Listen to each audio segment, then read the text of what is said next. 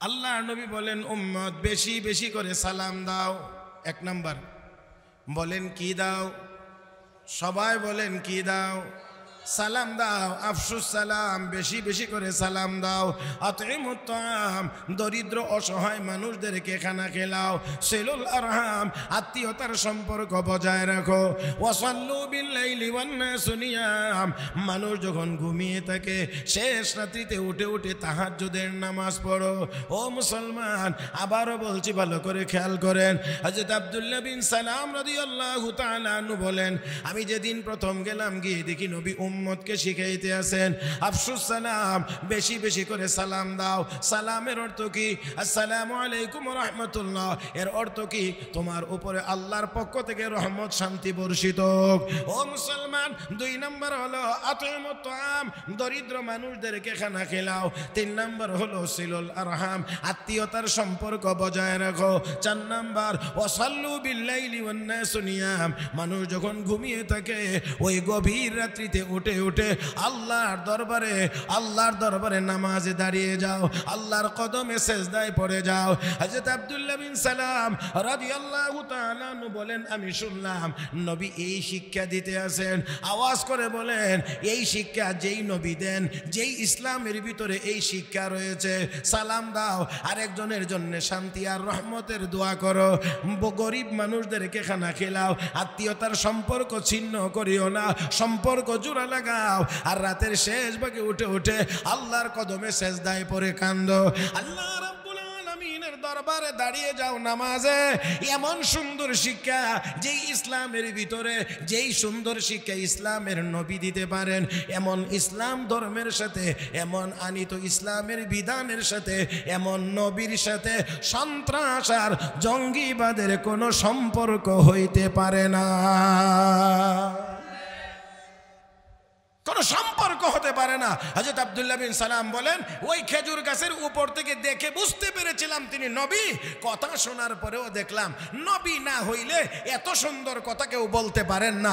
এই জন্য আমিও দেরি করি নাই, সাথে সাথে কালেমা পড়ে মুসলমান হয়ে গেল। হযরত আব্দুল্লাহ বিন সালাম মুসলমান হয়ে গেলেন। এখন হলো মূল কথাটা, খেয়াল করে শুনবেন একেবারে আমার দিকে তাকিয়ে। মুসলমান হওয়ার আগে উনি কি ছিলেন ভুলে গেছেন নাকি? কি ছিলেন? ইহুদি। আর এখন মুসলমান। তো ইহুদিদের রীতিনীতি আর মুসলমানের রীতিনীতি কি এক না দুই? কথা কয় না, এক না দুই? দুই।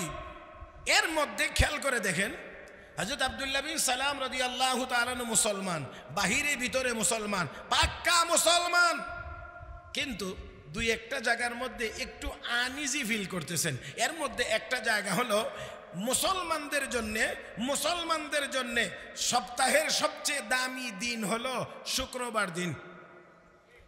ইহুদিদের জন্য সপ্তাহের সবচেয়ে দামি দিন ছিল শনিবার দিন। এই জন্যে এই শনিবার দিনের সম্মান রক্ষার জন্যে তাদের ধর্ম মতে শনিবার দিন মাছ শিকার করা তাদের ধর্মে ছিল হারাম। জানি না আমার এই কথাটা বুঝতেছেন কিনা। শনিবার দিন ইহুদিদের জন্য মাছ শিকার করা কি ছিল? হারাম। ইসলাম ধর্মে শনিবার, রবিবার, শুক্রবার কোনো বান নাই। যেই দিন ভালো লাগে ধরো, ভালো না লাগলে ধরো না, কোনো নির্দিষ্ট বান নাই, সব বারেই মাছ ধরা যায়। হযরত আব্দুল্লাহ বিন সালাম রাদিয়াল্লাহু তাআলা আনহু যেহেতু তাওরাতের আলেম, এই জন্য উনি চিন্তা করলেন ইসলামের বিধানে শনিবারে মাছ ধরার ব্যাপারে কোনো নির্দেশ নাই যে শনিবারে তোমাকে মাছ ধরতেই হবে, মাছ শিকার করতেই হবে। কিন্তু ইহুদি ধর্মে যেহেতু এই দিনে মাছ শিকার করলে এটা তাদের ধর্ম মতে এটা বড় অপরাধ, বড় অন্যায়, কবিরা গুনাহ। এই জন্যে আমি যদি শনিবার দিন মাছ ধরা থেকে, মাছ শিকার করা থেকে বিরত থাকি, তাহলে অন্তত আমার বাড়িঘরের লোকজন যারা, তারা আমার উপরে বেশি ক্ষিপ্ত হবে না, তাদের সাথে আমার একটা সম্পর্ক ভালো থাকবে। খেয়াল করেন। এক। 2 নাম্বার হলো ইহুদি ধর্মে উটের গোশত খাওয়া ছিল হারাম। ইসলাম ধর্মে উটের গোশত খাওয়া হারাম না হালাল? হালাল। হালালের অর্থ হলো খাওয়ার অনুমতি আছে। হালালের অর্থ এই না যে তোমাকে খাইতেই হবে। হযরত আব্দুল্লাহ বিন সালাম চিন্তা করতে লাগলেন, আমি যদি এখন মুসলমান হওয়ার পরে উটের গোশত খাওয়া শুরু করি, আমার বংশের ভিতরে, আমার বাড়ি ঘরের ভিতরে যত আপনজন আছে তারা দেখে মেজাজ গরম করবে, আমার সাথে ঝগড়া বাজাইবে। তো ইসলাম ধর্মে যেহেতু উটের গোশত খাওয়া ফরজ না, বাধ্যতামূলক না, খাওয়ার অনুমতি আছে, তাহলে আমি যদি এই উটের গোশতটা হালাল জানার পরেও শুধু খাওয়া থেকে বিরত থাকি, তাহলে আমার আত্মীয় স্বজনের সাথে আমার সম্পর্কটা একটু ভালো থাকবে, মুসলমান হওয়ার পরেও একটু ভালো থাকবে। কথাটা একটু গুরুত্ব দিয়ে শুনবার চেষ্টা করবেন, অত্যন্ত জরুরি। আজকে আমাদের দেশে আমরা অনেক মুসলমান এমন আছি যেই মুসলমানেরা বলতে চাই এই কথা যে মুসলমানে বলে আল্লাহ, হিন্দু বলে ভগবান। কি বুঝাইতে চান? সাম্প্রদায়িক সম্প্রীতির কথা বলে, পূজা মণ্ডপে গিয়ে ঠাকুরের হাতে মিষ্টি পর্যন্ত খাওয়ার জন্য মুসলমানের সন্তান হাত বাড়ায়। সাম্প্রদায়িক সম্প্রীতির নাম করে রথযাত্রায় গিয়ে কলা পর্যন্ত খায়। ও মুসলমান, আমি আপনাদেরকে বিনয়ের সাথে বলছি, খেয়াল করে শুনেন। হযরত আব্দুল্লাহ বিন সালাম রাদিয়াল্লাহু তাআলা আনহু তিনি বলেছিলেন, চিন্তা করেছিলেন উটের গোশত খাওয়া ফরজ না, হালাল, খাওয়ার অনুমতি আছে, না খাইলে কোনো অসুবিধা নাই। শনিবার দিন মাছ শিকার করা ইসলামের বিধান অনুযায়ী হালাল, বাধ্যতামূলক না। শনিবার দিন আমি মাছ না ধরলে তাদের সাথে আমার একটু সম্পর্কটা ভালো থাকে, এতটুকু ভালো সম্পর্কের প্রত্যাশা নিয়ে উনি আপাতত উটের গোশত খাওয়া থেকে বিরত থাকতে চাইলেন, শনিবার দিন মাছ ধরা থেকে বিরত থাকতে চাইলেন। আল্লাহ রাব্বুল আলামিন হযরত আব্দুল্লাহ বিন সালামের এই চিন্তা ভাবনাকে খণ্ডন করে গোটা মুসলমানকে সতর্ক করে আল্লাহ রাব্বুল আলামিন সূরাতুল বাকারার 208 নম্বর আয়াত নাজিল করে বলেন, ইয়া আইয়ুহাল্লাযীনা আমানু দুখুলু ফিস সিলমি কাফা, হে ঈমানদারেরা, ইসলামের ভিতরে পরিপূর্ণরূপে প্রবেশ করো, মুসলমান হইবা। আবার ইহুদিদের সাথে সম্পর্ক সুন্দর রাখার স্বার্থে মাছ শিকার করবে না, শনিবার দিন উটের গোশত খাবে না, এটা হতে পারে না। যদি আব্দুল্লাহ বিন সালামকে এতটুকু পর্যন্ত করার অনুমতি দেওয়া যায় না, সাম্প্রদায়িক সম্প্রীতির নামে কোন মুসলমান পূজা মণ্ডপে গিয়ে মিষ্টি খাইতে পারে না। মুহতারাম হাজরিন, আল্লাহ রাব্বুল আলামিন আয়াত নাজিল করে জানাই দিলেন, কি বললেন আল্লাহ? ইয়া আইয়ুহাল্লাযীনা আমানু উদখুলু ফিস সিলমি কাফা ওয়া লা তাত্তাবিউ খুতুওয়াতিশ শাইতান ইন্নাহু লাকুম আদুউম মুবিন।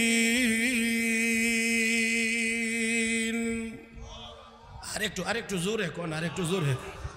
আল্লাহ রাব্বুল আলামিন বলেন, হে ঈমানদারেরা, এবার আওয়াজ করে বলেন, আল্লাহ কি কোনো অমুসলিমকে ডাক দিয়েছেন? যারা ঈমান এনেছেন এমন ব্যক্তিদেরকেই আল্লাহ ডাক দিয়েছেন।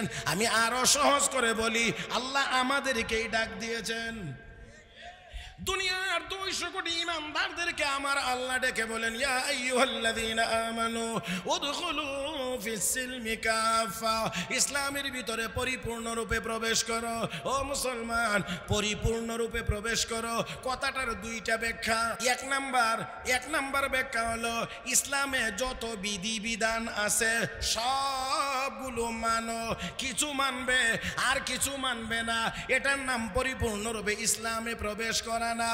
রব্বে কারীম বলেন, উদখুলু ফিস সিলমি কাফা, ইসলামের ভিতরে পরিপূর্ণরূপে প্রবেশ করো।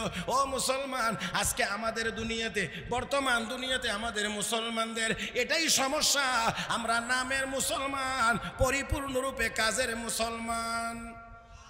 নাকি সন্দেহ আছে নাকি?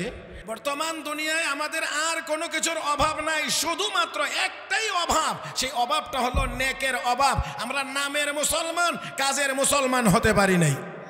যদি আমরা কাজের মুসলমান হতে পারতাম, হযরত শাহজালাল মুজাররদি ইয়ামানির আল্লাহু আকবারের আওয়াজে যদি গৌর গোবিন্দের বাতিলের মসনদ ভাঙতে পারে 200 কোটি মুসলমানের আল্লাহু আকবারের আওয়াজে তো জারজ রাষ্ট্র ইসরায়েলের নাম নিশানা পৃথিবীর মানচিত্র থেকে মুছে যাইতে পারে। মুহতারাম হাজিরিন, তাহলে আমাদের সব আছে, শুধু নেক নাই। এবার বলেন, তাহলে নেক বা সওয়াবের দরকার নাই না আছে? সবাই জবান খুলে আওয়াজ করে বলি, সুবহানাল্লাহ, আলহামদুলিল্লাহ, লা ইলাহা ইল্লাল্লাহ, আল্লাহু আকবার। সবাই মিলে আওয়াজটা আরো বড় হোক, আল্লাহু আকবার। কষ্ট দিয়ে লাইছি মনে হয় না? আমি পবিত্র কোরআনুল কারীমের সূরাতুল বাকারা, সবচেয়ে বড় সূরা কোরআন শরীফের, এই সূরাতুল বাকারার 208 নম্বর আয়াত তেলাওয়াত করেছি। তেলাওয়াতকৃত এই আয়াতে কারিমাকে সামনে রেখে আপনাদের খেদমতে কয়েকটি কথা বলার আশা করেছি। আল্লাহ যেন বলবার, শুনবার, বুঝবার এবং আমল করবার তৌফিক দান করেন। সবাই বলি আমিন। প্রথমে আয়াতের তর্জমা শুনি, অনুবাদ শুনি। আল্লাহ রাব্বুল আলামিন বলেন, ইয়া আইয়ুহাল্লাযীনা আমানু, হে ঈমানদারগণ। তাহলে বোঝা গেল আল্লাহ আমাদেরকেই সম্বোধন করেছেন, আমাদেরকেই ডাক দিয়েছেন, ইয়া আইয়ুহাল্লাযীনা আমানু, হে ঈমানদারগণ, উদখুলু ফিস সিলমি কাফা, তোমরা ইসলামের ভিতরে পরিপূর্ণরূপে প্রবেশ করো। ওয়ালা তাত্তাবিউ খুতুওয়াতিশ শাইতান, তোমরা শয়তানের পদাঙ্ক অনুসরণ করিও না। ইন্নাহু লাকুম আদুউম মুবিন, নিশ্চয় শয়তান তোমাদের প্রকাশ্য শত্রু। এই হলো আয়াতে কারিমার শাব্দিক তর্জমা বা অনুবাদ। বিস্তারিত বলার সুযোগ হবে না, এই জন্যে আমি লম্বা করব না, সংক্ষিপ্ত আকারে বলতে চাই। আমাদের একটু জানতে হবে যে এই আয়াত কোন প্রেক্ষাপটে নাজিল হয়েছিল, আয়াতের শানে নুজুল কি। একেবারেই সংক্ষেপ করে আমি বলছি, নবীর একজন প্রসিদ্ধ সাহাবী, বিখ্যাত সাহাবী হযরত আব্দুল্লাহ বিন সালাম রাদিয়াল্লাহু তাআলা আনহু, যিনি মুসলমান হওয়ার আগে ইহুদি ছিলেন। একটু বলবেন কি আমি কি বলছি? মুসলমান হওয়ার আগে কি ছিলেন? শুধুমাত্র একজন গতানুগতিক ইহুদি ছিলেন না, ইহুদিদের মধ্যে তিনি বড় আলেম ছিলেন, তাওরাত কিতাবের বড় আলেম ছিলেন। আর একটি কথা খুব ভালোভাবে মনে রাখতে হবে, তাওরাতের, ইনজিলের, জাবুরের যারা যত বড় আলেম ছিলেন, তারা আমার আপনার নবীকে দেখা মাত্রই তত বেশি চিনতে পারত এই লোকটা আখিরি জামানার নবী। আরেকটু আওয়াজ করে, আমার নবীকে তারা দেখা মাত্রই চিনতে পারত এই লোকটা আখিরি জামানার নবী। ও মুসলমান, কিন্তু মানতে পারতো না, এটা তাদের দুনিয়ার অন্যান্য উদ্দেশ্যের কারণে। আজকেও যারা এই দুনিয়াতে বসবাস করে, বিশেষ করে মুসলমানদের মধ্যেও এক শ্রেণীর মুসলমান যারা আছে, কোরআনকে পছন্দ করে না, কোরআনের আইন তাদের কাছে ভালো লাগে না। আরো আস্তে কয়েন কিন্তু কোরআনের আইন যাদের কাছে ভালো লাগে না, কোরআনের আদর্শ আর নীতি যাদের কাছে ভালো লাগে না, তাদেরকেও যদি নীরবে গিয়ে জিজ্ঞেস করা হয়, তারাও এই কথা বলবে যে অবশ্যই উলামায়ে কেরামই এই দেশের সবচেয়ে ভালো মানুষ, এদের চেয়ে ভালো মানুষ আর কেউ হতে পারে না।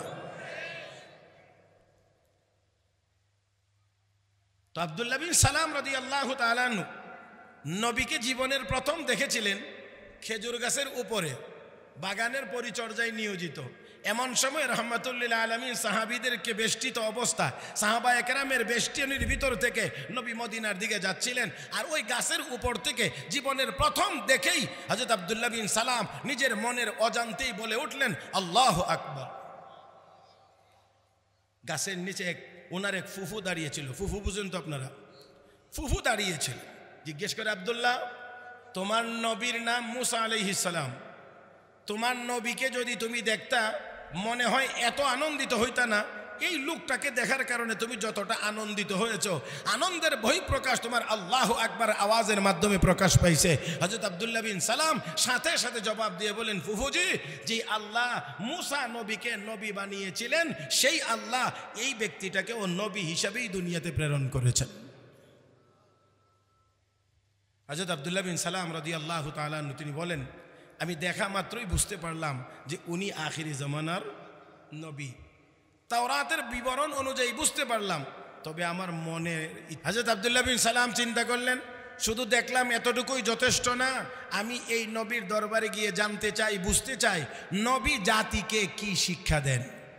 হযরত আব্দুল্লাহ বিন সালাম বলেন, আমি নবীর দরবারে গেলাম, যেই দিন সর্বপ্রথম আমি গেলাম ওই দিন গিয়ে শুনি। হযরত আব্দুল্লাহ বিন সালাম বলেন, ওই দিন শুনি নবী তার সাহাবীদেরকে শিখাইতে আছেন, আফশুস সালাম ওয়া আতইমুত তাআম ওয়াসিলুল আরহাম ওয়াসাল্লু বিল-লাইলি ওয়ান-নাসু নিয়াম। আল্লাহর নবী বলেন, উম্মত বেশি বেশি করে সালাম দাও। এক নাম্বার বলেন কি দাও? সবাই বলেন কি দাও? সালাম দাও, আফসুস সালাম, বেশি বেশি করে সালাম দাও। আতইমুত তাআম, দরিদ্র অসহায় মানুষদেরকে খানা খেলাও। সিলুল আরহাম, আত্মীয়তার সম্পর্ক বজায় রাখো। ওয়াসাল্লু বিল্লাইলি ওয়ান নাসু নিয়াম, মানুষ যখন ঘুমিয়ে থাকে শেষ রাত্রিতে উঠে উঠে তাহাজ্জুদের নামাজ পড়ো। ও মুসলমান, আবারও বলছি, ভালো করে খেয়াল করেন। হযরত আব্দুল্লাহ বিন সালাম রাদিয়াল্লাহু তাআলা আনহু বলেন, আমি যেদিন প্রথম গেলাম গিয়ে দেখি নবী উম্মতকে শিখাইতে আছেন আফসুস সালাম, বেশি বেশি করে সালাম দাও। সালামের অর্থ কি? আসসালামু আলাইকুম ওয়া রাহমাতুল্লাহ, এর অর্থ কি? তোমার উপরে আল্লাহর পক্ষ থেকে রহমত শান্তি বর্ষিত হোক। ও মুসলমান, 2 নম্বর হলো আতইমুত তাআম, দরিদ্র মানুষদেরকে খানা খেলাও। 3 নম্বর হলো সিলুল আরহাম, আত্মীয়তার সম্পর্ক বজায় রাখো। 4 নম্বর ওয়াসাল্লু বিল্লাইলি ওয়ান নাসু নিয়াম, মানুষ যখন ঘুমিয়ে থাকে ওই গভীর রাত্রিতে উঠে উঠে আল্লাহর দরবারে নামাজে দাঁড়িয়ে যাও, আল্লাহর কদমে সেজদায় পড়ে যাও। হযরত আব্দুল্লাহ বিন সালাম রাদিয়াল্লাহু তাআলা আনহু বলেন, আমি শুনলাম নবী এই শিক্ষা দিতে আছেন। আওয়াজ করে বলেন, এই শিক্ষা যেই নবী দেন, যেই ইসলামের ভিতরে এই শিক্ষা রয়েছে, সালাম দাও, আরেকজনের জন্য শান্তি আর রহমতের দোয়া করো, গরিব মানুষদেরকে খানা খেলাও, আত্মীয়তার সম্পর্ক ছিন্ন করিও না, সম্পর্ক জোড়া লাগাও, আর রাতের শেষ ভাগে উঠে উঠে আল্লাহর কদমে সেজদায় পড়ে কান্দো। আল্লাহ রাব্বুল আলামিনের দরবারে দাঁড়িয়ে যাও নামাজে। এমন সুন্দর শিক্ষা যেই ইসলামের ভিতরে, যেই সুন্দর শিক্ষা ইসলামের নবী দিতে পারেন, এমন ইসলাম ধর্মের সাথে, এমন আনিত ইসলামের বিধানের সাথে, এমন নবীর সাথে সন্ত্রাস আর জঙ্গিবাদের কোনো সম্পর্ক হইতে পারে না,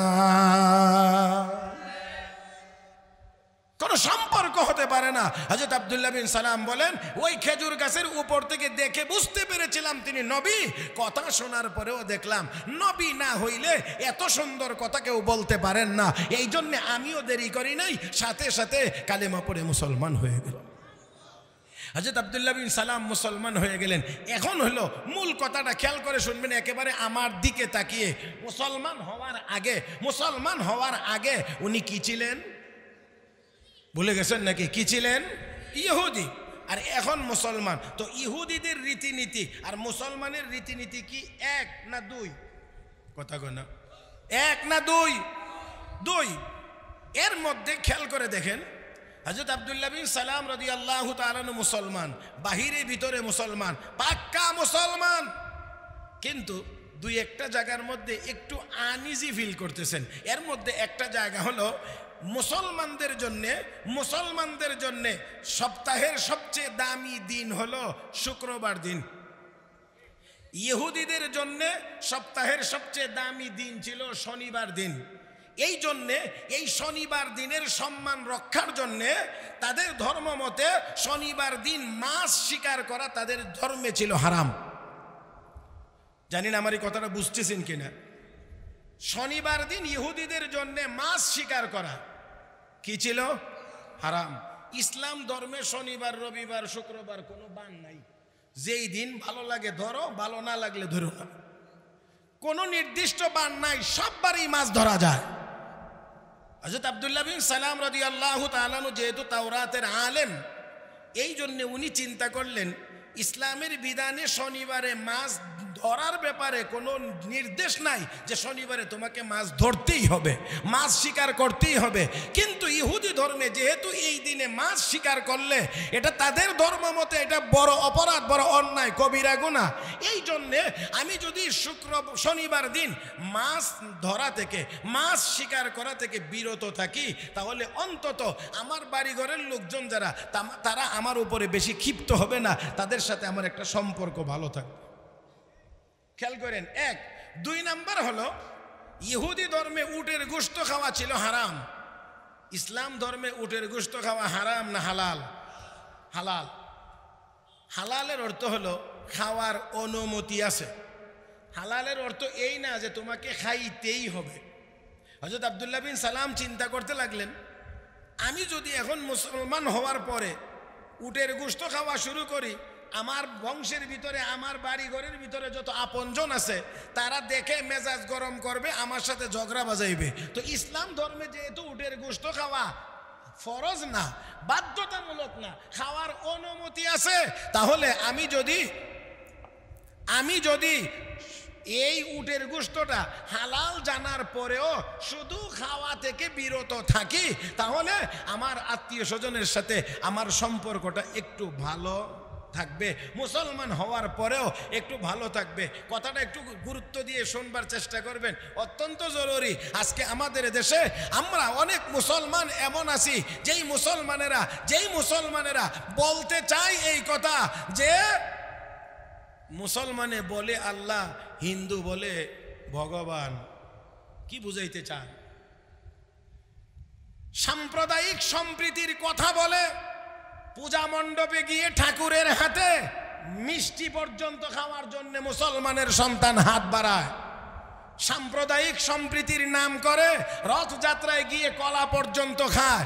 ও মুসলমান, আমি আপনাদেরকে বিনয়ের সাথে বলছি, খেয়াল করে শুনেন। হযরত আব্দুল্লাহ বিন সালাম রাদিয়াল্লাহু তাআলা আনহু তিনি বলেছিলেন, চিন্তা করেছিলেন উটের গোশত খাওয়া ফরজ না, হালাল, খাওয়ার অনুমতি আছে, না খাইলে কোনো অসুবিধা নাই। শনিবার দিন মাছ শিকার করা ইসলামের বিধান অনুযায়ী হালাল, বাধ্যতামূলক না। শনিবার দিন আমি মাছ না ধরলে তাদের সাথে আমার একটু সম্পর্কটা ভালো থাকে, এতটুকু ভালো সম্পর্কের প্রত্যাশা নিয়ে উনি আপাতত উটের গোশত খাওয়া থেকে বিরত থাকতে চাইলেন, শনিবার দিন মাছ ধরা থেকে বিরত থাকতে চাইলেন। আল্লাহ রাব্বুল আলামিন হযরত আব্দুল্লাহ বিন সালামের এই চিন্তা ভাবনাকে খণ্ডন করে গোটা মুসলমানকে সতর্ক করে আল্লাহ রাব্বুল আলামিন সূরাতুল বাকারার 208 নম্বর আয়াত নাজিল করে বলেন, ইয়া আইয়ুহাল্লাযীনা আমানু দুখুলু ফিস সিলমি কাফা, হে ঈমানদারেরা, ইসলামের ভিতরে পরিপূর্ণরূপে প্রবেশ করো, মুসলমান হইবা। আবার ইহুদিদের সাথে সম্পর্ক সুন্দর রাখার স্বার্থে মাছ শিকার করবে না, শনিবার দিন উটের গোশত খাবে না, এটা হতে পারে না। যদি আব্দুল্লাহ বিন সালামকে এতটুকু পর্যন্ত করার অনুমতি দেওয়া যায় না, সাম্প্রদায়িক সম্প্রীতির নামে কোন মুসলমান পূজা মণ্ডপে গিয়ে মিষ্টি খাইতে পারে না। মুহতারাম হাজরিন, আল্লাহ রাব্বুল আলামিন আয়াত নাজিল করে জানাই দিলেন, কি বললেন আল্লাহ? ইয়া আইয়ুহাল্লাযীনা আমানু উদখুলু ফিস সিলমি কাফা ওয়া লা তাত্তাবিউ খুতুওয়াতিশ শাইতান ইন্নাহু লাকুম আদুউম মুবিন।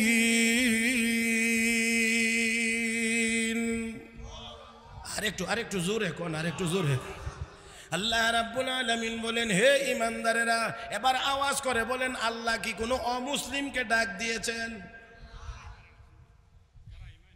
যারা ঈমান এনেছেন এমন ব্যক্তিদেরকেই আল্লাহ ডাক দিয়েছেন। আমি আরো সহজ করে বলি, আল্লাহ আমাদেরকেই ডাক দিয়েছেন। দুনিয়ার 200 কোটি ঈমানদারদেরকে আমার আল্লাহ ডেকে বলেন, ইয়া আইয়ুহাল্লাযীনা আমানু উদখুলু ফিস সিলমি কাফা, ইসলামের ভিতরে পরিপূর্ণরূপে প্রবেশ করো। ও মুসলমান, পরিপূর্ণরূপে প্রবেশ করো কথাটার দুইটা ব্যাখ্যা। এক নাম্বার ব্যাখ্যা হলো, ইসলামে যত বিধিবিধান আছে সবগুলো মানো, কিছু মানবে আর কিছু মানবে না, এটার নাম পরিপূর্ণরূপে ইসলামে প্রবেশ করা না। রব্বে কারীম বলেন, উদখুলু ফিস সিলমি কাফা, ইসলামের ভিতরে পরিপূর্ণ রূপে প্রবেশ করো। ও মুসলমান, আজকে আমাদের দুনিয়াতে, বর্তমান দুনিয়াতে আমাদের মুসলমানদের এটাই সমস্যা, আমরা নামের মুসলমান, পরিপূর্ণ রূপে কাজের মুসলমান। নাকি সন্দেহ আছে নাকি? নামের মুসলমান, কাজের না। রব্বে কারীম বলেন, আফাতুমিনুনা বিবাদিল কিতাবি ওয়া তাকফুরুনা বিবাদ ফামা জাযাউ মান ইয়াফআলু যালিকা মিনকুম ইল্লা খিzyun ফিল হায়াতিদ দুনিয়া ওয়া ইয়াওমাল কিয়ামাতি ইউরাদ্দুনা ইলা আশাদ্দিল আযাব। আল্লাহ বলেন, কিছু মানো আর কিছু মানো না। দুনিয়ার জীবনে লাঞ্ছনা আর অবমাননা, পরকালে হবে জাহান্নাম। আমি আওয়াজ করে আপনাদের কাছ থেকে জানতে চাইবো, আমরা কি দুনিয়াতে লাঞ্ছিত হতে চাই? এই সব জবান খুলে বলেন, লাঞ্ছিত হতে চাই? পরকালে কি আমরা জাহান্নামে যাইতে চাই? জাহান্নাম কোনো ভালো জায়গার নাম না, জাহান্নাম কোনো ভালো ঠিকানার নাম না। রব্বে কারীম বলেন, এটা বড় খারাপ জায়গা। লা ইয়াগুররান্নাকা তাকাল্লুবুল লাযীনা কাফারু ফিল বিলাদ মাতাউ কলিল সুম্মা মাওয়াহুম জাহান্নাম ওয়া বিসাল মিহাদ। আল্লাহ বলেন জাহান্নাম বড় নিকৃষ্ট জায়গা। আল্লাহ আমাদের সবাইকে যেন পানাহ দান করেন। এই আমিনও কয় না। আল্লাহ আমাদের সবাইকে জাহান্নামের আগুন থেকে হেফাজত করো। জাহান্নামে কেউ যাইতে চান? আরো জোরে কোন জাহান্নামে যাইতে চান? কোথায় যাইতে চাই আমরা? আওয়াজ করে বলেন কোথায় যাইতে চাই? রব্বে করিম বলেন ওয়াসারিউ ইলা মাগফিরাতিন মির রাব্বিকুম ওয়া জান্নাতিন আরদুহাস সামাওয়াতু ওয়াল আরদ উইদ্দাত লিল মুত্তাকিন।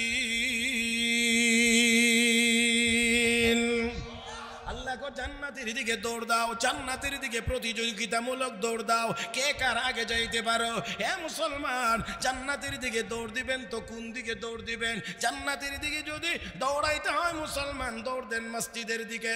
জান্নাতের দিকে যদি দৌড়াইতে হয়, দৌড় দেন মাদ্রাসার দিকে। জান্নাতের দিকে যদি দৌড়াইতে হয়, দৌড় দেন ওয়াজ তাফসীর মাহফিলের দিকে। জান্নাতের দিকে যদি দৌড়াইতে হয়, দৌড় দেন হক্কানি উলামায়ে কেরামের দিকে। জান্নাতের দিকে যদি দৌড়াইতে হয় মুসলমান, প্রয়োজন বোধে হাতে লাঠি নিয়ে দৌড় দেন ইহুদিদের মোকাবেলায়, খ্রিস্টানদের মোকাবেলায়, ইসরায়েলিদের মোকাবেলায়, জিহাদের ময়দানে। আল্লাহ আমাদের সবাইকে তৌফিক দান করুন, বলি আমিন। ও মুসলমান, তাহলে বলছিলাম জাহান্নাম কোনো ভালো জায়গার নাম না, ভালো ঠিকানার নাম না। আল্লাহ কোরআনের আয়াতে, কোরআনে কারীমের ভিতরে অনেকগুলো আয়াতের মাধ্যমে বিবরণ দিয়েছেন। সবগুলো তেলাওয়াত করে শোনানো সম্ভব হবে না, তারপরেও আপনাদের পরিচিত সূরা থেকে কয়েকটি আয়াত মাত্র তিলাওয়াত করি। মুহতারাম হাজরিন, সূরার নাম সূরাতুন নাবা, 30 নম্বর পারার একেবারে প্রথম সূরা। ফজরের নামাজে আমাদের ইমাম সাহেবেরা প্রায়ই সূরার তিলাওয়াত করেন। إن جهنم كانت مرصادا للطاغين مآبا لابثين فيها أحقابا لا يذوقون فيها بردا ولا شرابا إلا حميما وغساقا جزاء وفاقا إنهم كانوا لا يرجون حسابا وكذبوا بآياتنا كذابا وكل شيء أحصيناه كتابا فذوقوا فلن نزيدكم إلا عذابا।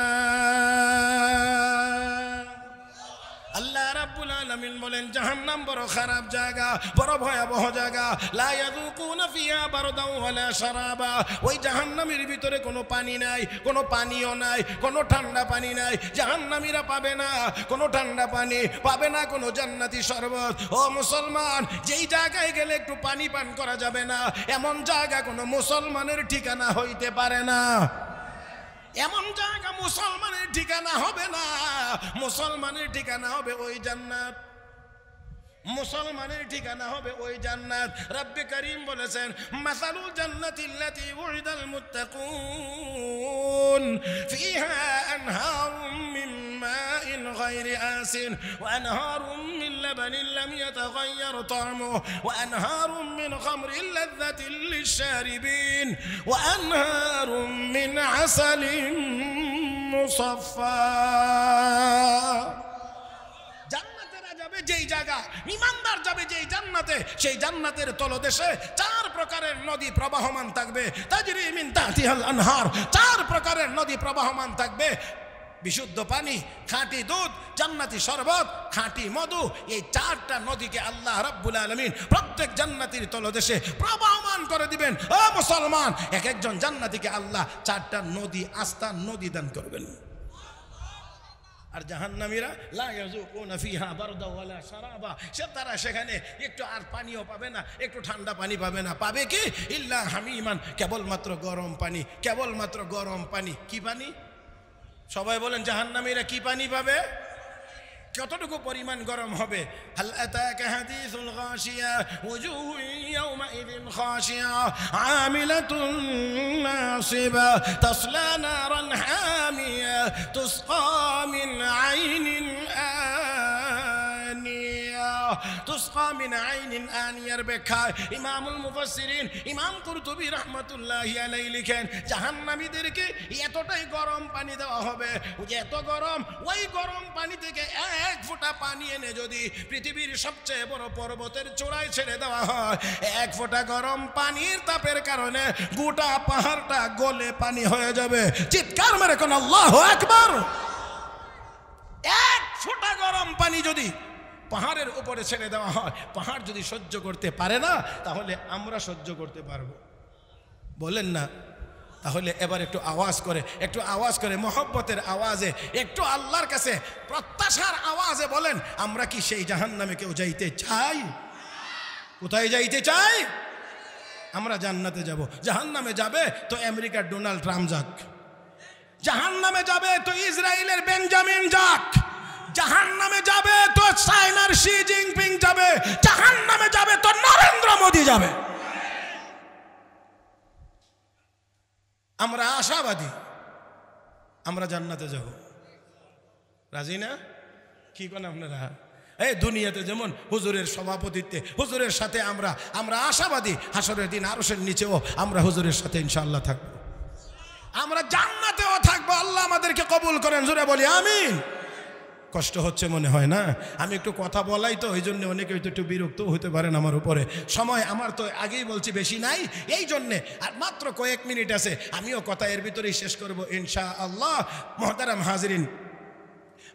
হাজিরিন, তো আসুন আল্লাহ রাব্বুল, জি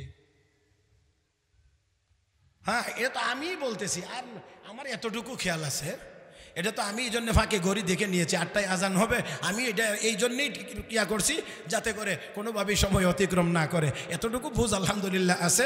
ওয়াজের বয়স বেশি না হইলেও 33 বছর চলমান, হ্যাঁ মাত্র, তাই না? হ্যাঁ, 33 ইয়ার্স, 33 বছর হয়েছে আলহামদুলিল্লাহ। দিনাজপুরেও আমার বেশ কয়েকবার আসা হয়েছে, তবে দূরত্বের কারণে আসা সম্ভব হয় না। উত্তরবঙ্গে আসাটা একেবারেই আমার জন্য একটু কঠিন হয়ে যায়, এই জন্য অনেক প্রোগ্রামের চাহিদা থাকার পরেও আসার সুযোগ হয় না। আজকে বড় আশা করেই আসছিলাম যে অনেক বড় সম্মেলন, কিন্তু মাগরিবের পরে যে আপনারা আসেন না, এই বদ অভ্যাস যে এখানেও দিনাজপুরেও আছে, এটা আসলে আমি জানতাম না। এই জন্যে যাক, তারপর আলহামদুলিল্লাহ সুম্মা আলহামদুলিল্লাহ, এতে আমার কোনো দুঃখ আক্ষেপ আফসোস নাই। যতজন এসেছেন আমি ততজনকে নিয়েই কথা বলতে প্রস্তুত। আলহামদুলিল্লাহ, আপনারা যেভাবে মজলিসকে সুন্দর করে মনোযোগ সহকারে শুনছেন, এই যেই আমার জন্য বড় পাওনা। মুহতারাম হাজরিন, আসুন বলছিলাম, ইসলামের ভিতরে পরিপূর্ণরূপে প্রবেশ করো, কথাটার দুইটা ব্যাখ্যা। 1 নম্বর ব্যাখ্যা হলো আল্লাহর সকল বিধান মানো। বলেন বলেন বলেন বলেন বলেন, কি মানো? কি মানো? কি মানো? আল্লাহর সব বিধান মানো। তাহলে পর্দার বিধানও মানতে হবে না? সবের ভিতরে নাই এটা। আল্লাহর সকল বিধান মানো, তাহলে সুদ খাও।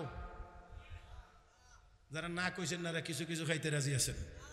আমি আবারও বলছি, আল্লাহর সকল বিধান মানার নাম পরিপূর্ণরূপে ইসলামে প্রবেশ করা। তাহলে সুদ খাওয়া চলবে? সুদ কে হারাম করেছেন? আস্তে কয়েন, কে হারাম করেছেন? না হুজুরে, কে?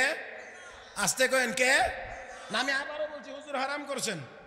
তাহলে মৌলবী বললে মৌলবীর উপরে তো রাগ করেন কেন? মেজাজ গরম হয় কেন? মসজিদের ইমাম হারাম, সুদের ব্যাপারে হারামের কথা বললে, সুদ হারাম, ঘুষ হারাম, মদ হারাম, জুয়া হারাম, হাউজি বাম্পার হারাম, এগুলো বললে মেজাজ গরম হয় কেন? যাদের মেজাজ গরম হয়, আমরা এতটুকু বুঝি যে উনি এই কাজের সাথে জড়িত, নাহলে মেজাজ গরম হওয়ার কথা না। হ্যাঁ, হারাম তো আমি করি না, আল্লাহ বলেছেন, الذين يأكلون الربا لا يقومون إلا كما يقوم الذي يتخبطه الشيطان من المس ذلك بأنهم قالوا إنما البيع مثل الربا وأحل الله البيع وحرم الربا فمن جاءه موعظة من ربه فانتهى فله ما سلف ومن عاد فأولئك أصحاب النار هم فيها خالدون।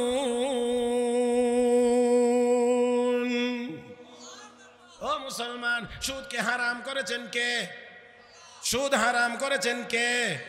তাহলে কোনো আলেম ওলামা হারাম সুদ হারাম বললে যদি কারো মেজাজ গরম হয়, এটা আলেমের সাথে মেজাজ গরম হয় না, স্বয়ং আল্লাহর সাথে মেজাজ গরম হয়। জোরে জোরে জোরে। পর্দার কথা বললে যদি কারো মেজাজ গরম হয়, বুঝতে হবে আলেমের সাথে তার মেজাজ গরম না, মেজাজ গরম মূলত কার সাথে? তবে গরম করার আগে ফেরাউনের কথা একটু মনে করেন। ফেরাউনও মেজাজ গরম করে বলছিল, মুসা তুমি এক আল্লাহর কথা বলে সমাজের মধ্যে ঝামেলা লাগাইছো, তোমার আল্লাহরে মেরে ফেলবো। হ্যাঁ, তোমার আল্লাহকে হত্যা করে ফেলবো। তীর মারছে আল্লাহকে মেরে ফেলার জন্য। তীর দিয়ে আমার আল্লাহকে মারা যায় না? এই জালেম এতটুকুও বুঝে না। আসলে যারা জালেম হয় এদের মাথার মধ্যে সাধারণ বুঝ থাকেও না। আরে জোরে কর না মিয়া, থাকেও না। দুনিয়ার সব জালেমদের সাধারণ হিতাহিত জ্ঞান থাকে না। এই কারণে জুলুমের পরিমাণ দিন দিন আরো বাড়ায়, আরো বাড়ায়, আরো বাড়ায়, আরো বাড়ায়। বাড়তে বাড়তে যখন সীমা অতিক্রম করে, আমার আল্লাহ কয় আর দেরি করা যায় না, এবার একটু গাড় ধরে চাতা দিয়ে বাংলার মসনদ থেকে নামায়া ইন্ডিয়া পাঠাইয়া দেয়।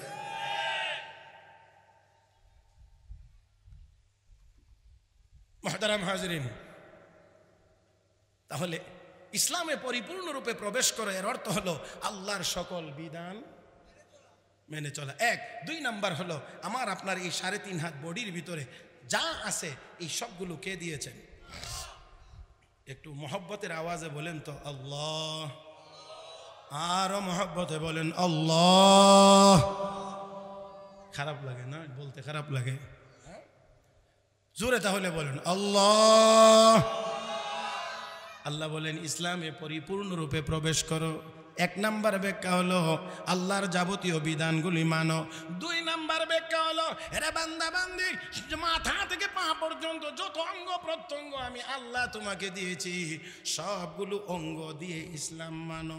2টাকে যদি মিলানো হয় তাহলে সারমর্ম দাঁড়ায় আল্লাহর দেওয়া 3.5 হাত বডি দিয়ে আল্লাহর সকল বিধানগুলো মানলে ইসলামে পরিপূর্ণরূপে প্রবেশ করা হয়।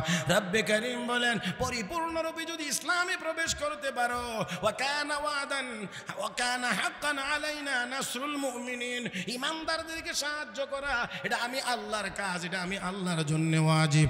আর যদি বান্দা বান্দি পরিপূর্ণরূপে মানো না, দুনিয়ার জীবনে লাঞ্ছিত হওয়া লাগবে, পরকালে জাহান্নামের আগুনে যাওয়া লাগবে। তাই আসুন মুসলমান, আজ 200 কোটি মুসলমান, অথচ হাজার মুসলমানদেরকে আমরা নির্যাতনের হাত থেকে রক্ষা করতে পারি নাই। কয় না রে, কয় না, কয় না। আমরা 200 কোটি মুসলমান থাকার পরেও শুধু তাকিয়ে তাকিয়ে দেখি মুসলমানকে নির্জন নির্মম ভাবে শহীদ করা হয়, আঘাত করা হয়। আমরা শুধুমাত্র তাকায়া তাকায়া দেখি। ও মুসলমান, না না, আমার আপনার নবী আবু জাহেলের দরজায় গিয়ে মাত্র আঙ্গুল মুবারক দিয়ে মন করে টোকা দিয়েছিলেন। আবু জাহেলের কলিজার পানি শুকিয়ে গিয়েছিল। শাহজালাল মুজাররদি ইয়ামানি আল্লাহু আকবার বলেছিলেন, মসনদ ভেঙ্গে চুরমার হয়ে গিয়েছিল। আমরা যদি পরিপূর্ণ ঈমানদার হতে পারতাম তাহলে অবশ্যই আমাদের একবারের আল্লাহু আকবারের ভিতরে যেই শক্তি হতো, এই শক্তির মোকাবেলা করার ক্ষমতা দুনিয়ার কোনো কাফের বেঈমানদের কাছে নাই। দুনিয়ার কোন কাফের বেঈমানদের কাছে আমাদের আল্লাহু আকবারের এই আওয়াজের শক্তির মোকাবেলা করার ক্ষমতা তাদের কাছে নাই। তার কারণ বিজ্ঞান যত উন্নতি লাভ করে না কেন, বিজ্ঞান দেখে জিনিস এটার মোকাবেলা করতে পারে, যেটা দেখা যায় না এটার মোকাবেলা করতে পারে না। তাহলে আল্লাহু আকবারের শক্তি দেখা যায় না, মোকাবেলাও করতে পারবে না। তাই আসুন, আমাদের বর্তমান পৃথিবীর মুসলিম উম্মার সংকট হলো ঈমান আর নেক আমলের সংকট। তাই আসুন আল্লাহর দেওয়া 3.5 হাত বডি দিয়ে আল্লাহর সকল বিধানাগুলি পালন করার মাধ্যমে পরিপূর্ণ ঈমানদার হয়ে দুনিয়াতে শান্তিময় জীবন, পরকালে জান্নাতি জীবন অর্জন যেন আমরা করতে পারি। আল্লাহ যেন আমাদের সবাইকে সেই তৌফিক দান করেন। সবাই বলি আমিন ইয়া রাব্বাল আলামিন। সুবহানাকাল্লাহুম্মা বিহামদিক আশহাদু আল্লা ইলাহা ইল্লা আনতা আস্তাগফিরুকা ওয়া আতুবু ইলাইক ওয়া আখিরু দাওয়ানা আনিল হামদুলিল্লাহি রাব্বিল আলামিন। ওয়াসসালামু আলাইকুম ওয়া রাহমাতুল্লাহি ওয়া বারাকাতুহু।